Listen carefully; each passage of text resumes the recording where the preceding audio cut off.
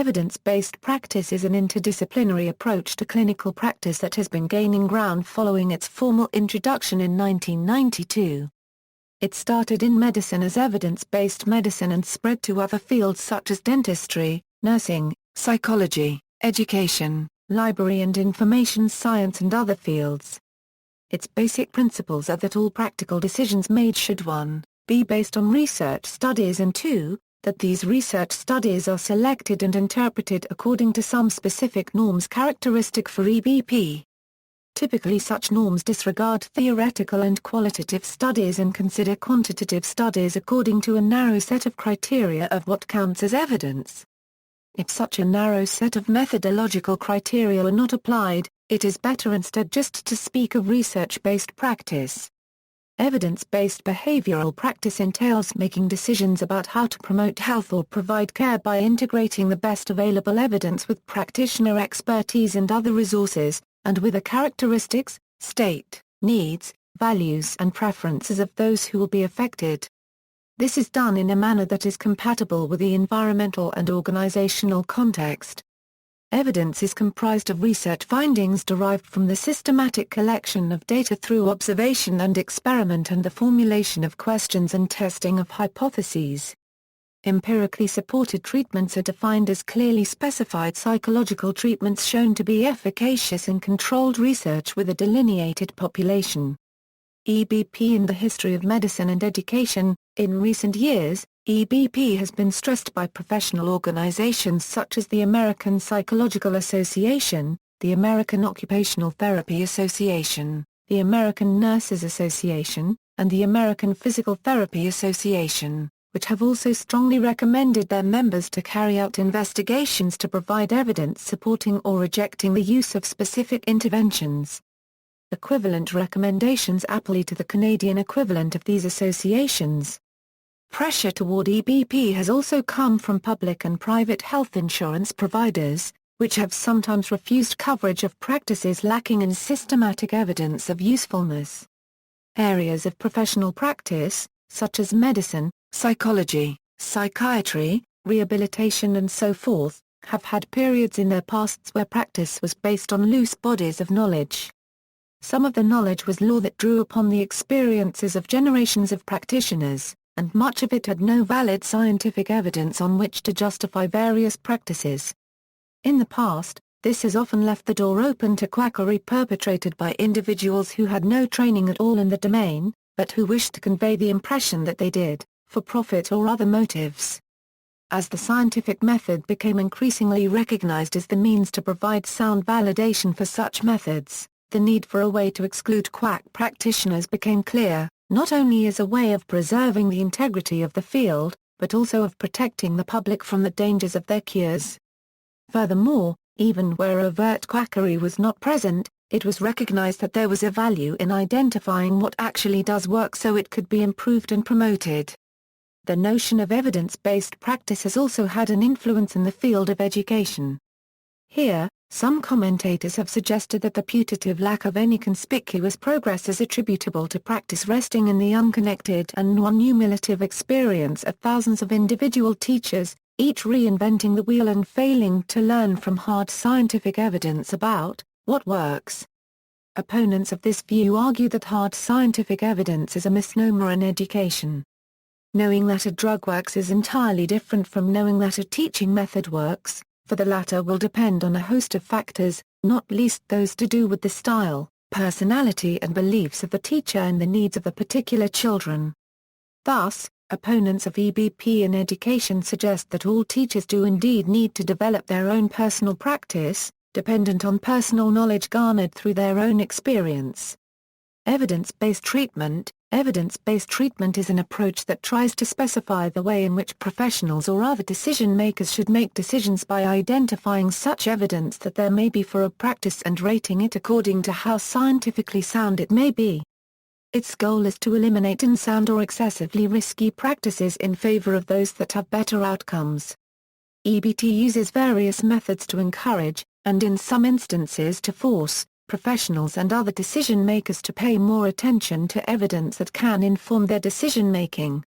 Where EBT is applied, It encourages professionals to use the best evidence possible, that is, the most appropriate information available.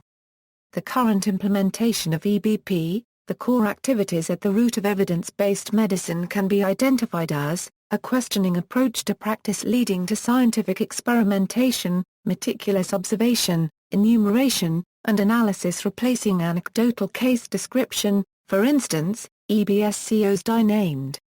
http://www.ebscohost.com/DI-named, recording and cataloging the evidence for systematic retrieval. Much of the credit for today our unregistered trademark SEBP techniques belongs to Archie Cochrane, an epidemiologist, author of the book, Effectiveness and Efficiency, Random Reflections on Health Services. Cochrane suggested that because resources would always be limited, they should be used to provide forms of healthcare which had been shown in properly designed evaluations to be effective. Cochrane maintained that the most reliable evidence was that which came from randomized controlled trials. One of the main reasons that EBPs have been so successfully incorporated into treatment services is the vast amount of studies linking clients to unregistered trademark improved health outcomes and the general attitude that treatments should be based in scientific evidence. It is now assumed that professionals must be well informed and up to date with the newest knowledge in order to best serve their clients and remain professionally relevant. Evidence-based practice versus tradition. Evidence-based practice involves complex and conscientious decision-making which is based not only on the available evidence but also on patient characteristics, situations, and preferences. It recognizes that care is individualized and ever-changing and involves uncertainties and probabilities. EBP develops individualized guidelines of best practices to inform the improvement of whatever professional task is at hand. Evidence-based practice is a philosophical approach that is in opposition to rules of thumb, folklore, and tradition. Examples of a reliance on the way it was always done can be found in almost every profession, even when those practices are contradicted by new and better information. However, in spite of the enthusiasm for EBP over the last decade or two, some authors have redefined EBP in ways that contradict, or at least add other factors to, the original emphasis on empirical research foundations. For example, EBP may be defined as treatment choices based not only on outcome research but also on practice wisdom and on family values. Research-oriented scientists, as opposed to authors, test whether particular practices work better for different subcultures or personality types, rather than just accept received wisdom. For example, the MATCH study run at many sites around the U.S. by the National Institute on Alcohol Abuse and Alcoholism tested whether particular types of clients with alcohol dependence would benefit differentially from 3 different treatment approaches to which they were randomly assigned. The idea was not to test the approaches but the matching of clients to treatments, and though this missed the question of client choice, it did demonstrate a lack of difference between the different approaches regardless of most client characteristics, with the exception that clients with high anger scores did better with the non-confrontational motivational enhancement approach, which has been demonstrated superior in a meta-analysis of alcohol treatment outcome research and only required 4 as opposed to 12 sessions within Project Match. The theories of evidence-based practice are becoming more commonplace in nursing care. Nurses who were a Early Baccalaureate prepared are expected to seek out and collaborate with other types of nurses to demonstrate the positives of a practice that is based on evidence. Looking at a few types of articles to examine how this type of practice has influenced the standard of care is important but rarely internally valid. None of the articles specify what their biases are. Evidence-based practice has gotten its reputation by examining the reasons why any and all procedures, treatments, and medicines are given. This is important for refining practice so the goal of assuring patient safety is met. Research-based evidence, evidence-based design and development decisions are made after reviewing information from repeated rigorous data gathering instead of relying on rules, single observations, or custom. Evidence-based medicine and evidence-based nursing practice are the 2 largest fields employing this approach. In psychiatry and community mental health, evidence-based practice guides have been created by such organizations as the Substance Abuse and Mental Health Services Administration and the Robert Wood Johnson Foundation, in conjunction with the National Alliance on Mental Illness. Evidence-based practice has now spread into a diverse range of areas outside of health where the same principles are known by names such as results-focused policy, managing for outcomes, evidence-informed practice, etc. This model of care has been studied for 30 years in universities and is gradually making its way into the public sector. It effectively moves away from the older medical modella to AA evidence-presented modella using the patient as the starting point in diagnosis. EBPs are being employed in the fields of healthcare, juvenile justice, mental health and social services among others. The theories of evidence-based practice are becoming more commonplace in the nursing care. Nurses who were a early baccalaureate prepared are expected to seek out and collaborate with other types of nurses to demonstrate the positives of a practice that is based on evidence. Key elements and using the best evidence to guide the practice of any professional include the development of questions using research-based evidence, the level and types of evidence to be used, and the assessment of effectiveness after completing the task or effort.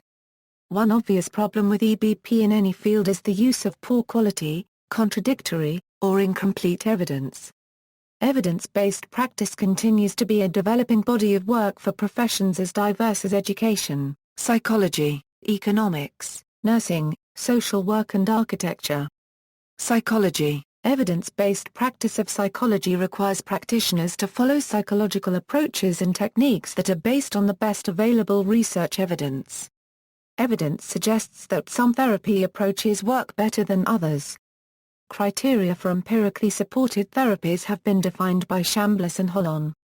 Accordingly, a therapy is considered efficacious and specific if there is evidence from at least 2 settings that it is superior to a pill or psychological placebo or another bona fide treatment. If there is evidence from 2 or more settings that the therapy is superior to no treatment, it is considered efficacious. If there is support from 1 or more studies from just a single setting, the therapy is considered possibly efficacious pending replication. Following these guidelines, cognitive behavior therapy stands out as having the most empirical support for a wide range of symptoms in adults, adolescents, and children.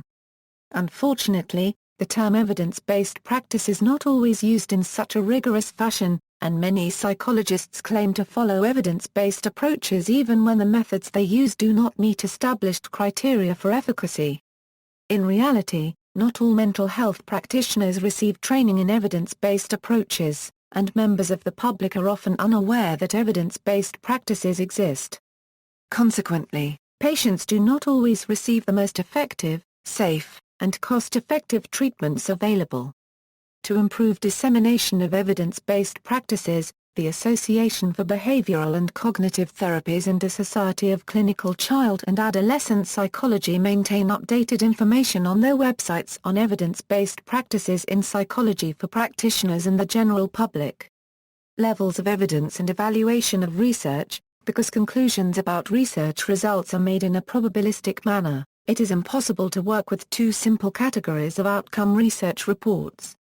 Research evidence does not fall simply into evidence-based and non-evidence-based classes, but can be anywhere on a continuum from one to the other, depending on factors such as the way the study was designed and carried out.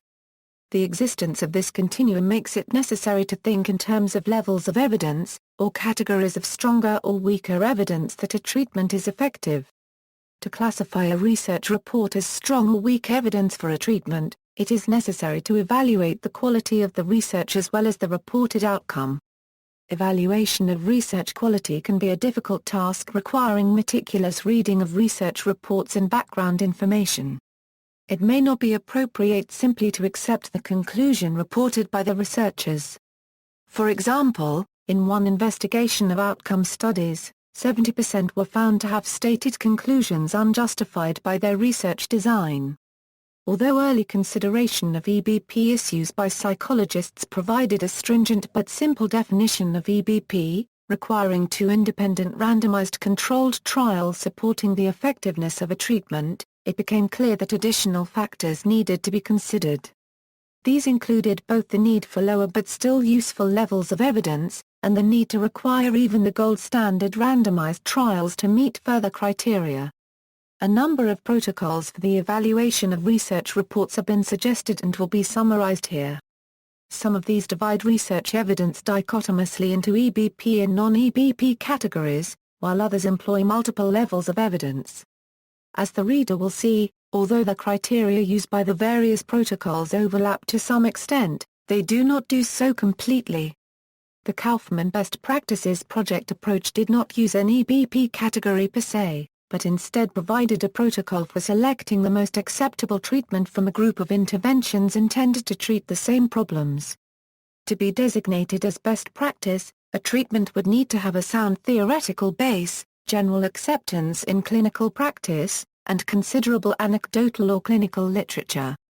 This protocol also requires absence of evidence of harm, at least one randomized controlled study, descriptive publications, a reasonable amount of necessary training, and the possibility of being used in common settings. Missing from this protocol are the possibility of non-randomized designs, the need to specify the type of comparison group used, the existence of confounding variables, the reliability or validity of outcome measures, the type of statistical analysis required, or a number of other factors required by some evaluation protocols. A protocol suggested by Saunders et al. Assigns research reports to 6 categories, on the basis of research design, theoretical background, evidence of possible harm, and general acceptance. To be classified under this protocol, there must be descriptive publications, including a manual or similar description of the intervention. This protocol does not consider the nature of any comparison group, the effect of confounding variables, the nature of the statistical analysis, or a number of other criteria. Interventions are assessed as belonging to Category 1, well-supported, efficacious treatments, if there are 2 or more randomized controlled outcome studies comparing the target treatment to an appropriate alternative treatment and showing a significant advantage to the target treatment. Interventions are assigned to Category 2, supported and probably efficacious treatment, based on positive outcomes of non-randomized designs with some form of control, which may involve a non-treatment group. Category 3, supported and acceptable treatment, includes interventions supported by one controlled or uncontrolled study, or by a series of single-subject studies, or by work with a different population than the one of interest. Category 4, promising and acceptable treatment, includes interventions that have no support except general acceptance and clinical anecdotal literature. However, any evidence of possible harm excludes treatments from this category. Category 5, innovative and novel treatment, includes interventions that are not thought to be harmful, but are not widely used or discussed in the literature. Category 6, concerning treatment, is the classification for treatments that have the possibility of doing harm, as well as having unknown or inappropriate theoretical foundations. A protocol for evaluation of research quality was suggested by a report from the Center for Reviews and Dissemination, prepared by Carnell and intended as a general method for assessing both medical and psychosocial interventions. While strongly encouraging the use of randomized designs, this protocol noted that such designs were useful only if they met demanding criteria, such as true randomization and concealment of the assigned treatment group from the client and from others, including the individuals assessing the outcome. The Carnell protocol emphasized the need to make comparisons on the basis of intention to treat in order to avoid problems related to greater attrition in one group. The Carnell protocol also presented demanding criteria for non-randomized studies, including matching of groups on potential confounding variables and adequate descriptions of groups and treatments at every stage, and concealment of treatment choice from persons assessing the outcomes. This protocol did not provide a classification of levels of evidence, but included or excluded treatments from classification as evidence-based depending on whether the research met the stated standards. An assessment protocol has been developed by the U.S. National Registry of Evidence-Based Practices and Programs. Evaluation under this protocol occurs only if an intervention has already had one or more positive outcomes, with a probability of less than 0.05, reported, if these have been published in a peer-reviewed journal or an evaluation report, and if documentation such as training materials has been made available.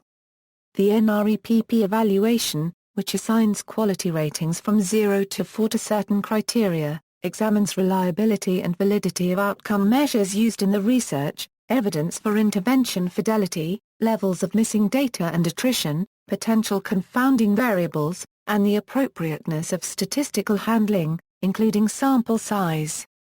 A protocol suggested by Mercer and Pignotti uses a taxonomy intended to classify on both research quality and other criteria.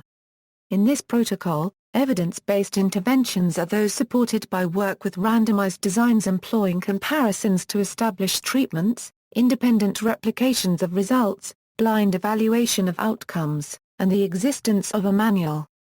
Evidence-supported interventions are those supported by non-randomized designs, including within subjects' designs, and meeting the criteria for the previous category. Evidence-informed treatments involve case studies or interventions tested on populations other than the targeted group, without independent replications. A manual exists, and there is no evidence of harm or potential for harm. Belief-based interventions have no published research reports or reports based on composite cases. They may be based on religious or ideological principles or may claim a basis in accepted theory without an acceptable rationale. There may or may not be a manual, and there is no evidence of harm or potential for harm. Finally, the category of potentially harmful treatments includes interventions such that harmful mental or physical effects have been documented, or a manual or other source showed the potential for harm. Protocols for evaluation of research quality are still in development. So far, the available protocols pay relatively little attention to whether outcome research is relevant to efficacy or to effectiveness. Meta-analyses and systematic research syntheses. When there are many small or weak studies of an intervention, a statistical meta-analysis can be used to coordinate the study's results and to draw a stronger conclusion about the outcome of the treatment. This can be an important contribution to the establishment of a foundation of evidence about an intervention. In other situations, facts about a group of study outcomes may be gathered and discussed in the form of a systematic research synthesis. A SRS can be more or less useful, depending on the evaluation protocol chosen, and errors in choice or use of a protocol have led to fallacious reports. The meaningfulness of a SRS report on an intervention is limited by the quality of the research under consideration, but SRS reports can be helpful to readers seeking to understand EBP-related choices. Miller et al. Provide an excellent example and explication of the use of meta-analysis examining treatment outcome research, incorporating the principles of rigorous empirical research from the strong end of the continuum of levels of evidence. This textbook also explicates how the research included was selected and how each study was checked for validity and reliability, etc. to create a cumulative evidence score weighted by the quality of the study such that better studies with stronger designs, and better methodological quality ratings carry more weight than weaker studies.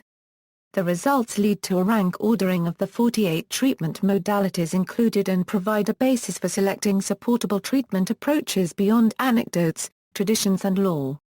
Social policy. There are increasing demands for the whole range of social policy and other decisions and programs run by government and the NGO sector to be based on sound evidence as to their effectiveness. This has seen an increased emphasis on the use of a wide range of evaluation approaches directed at obtaining evidence about social programs of all types.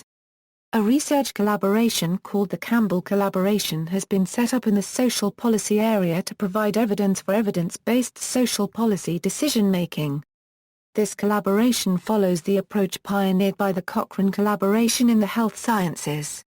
Using an evidence-based approach to social policy has a number of advantages because it has the potential to decrease the tendency to run programs which are socially acceptable but which often prove to be ineffective when evaluated. See also, epidemiology, evidence-based design, evidence-based library and information practice, evidence-based management, evidence-based medicine, evidence-based nursing, evidence-based pharmacy in developing countries, dynamic treatment regimes, Improvement Science Research Network, National and Gulf Center for Evidence-Based Health Practice, Notes.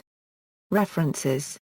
External links. Association for Behavioral and Cognitive Therapies, Evidence-Based Behavioral Practice Project, NREPP National Registry of Evidence-Based Programs and Practices, Evidence-Based Practice at Kiel, Evidence-Based Practice Definitions, the Joanna Briggs Institute, a Euro-International Collaborative on Evidence-Based Practice in Nursing.